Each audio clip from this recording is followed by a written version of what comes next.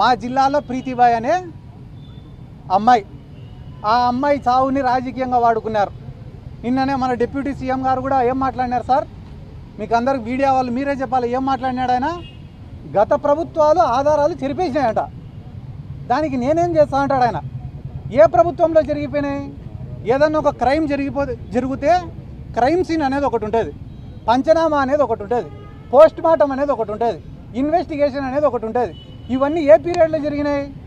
Telugu Desam party అధికారంలో ఉన్నప్పుడు జరిగినాయి. డిఎన్ఏలు మార్చేసినారట.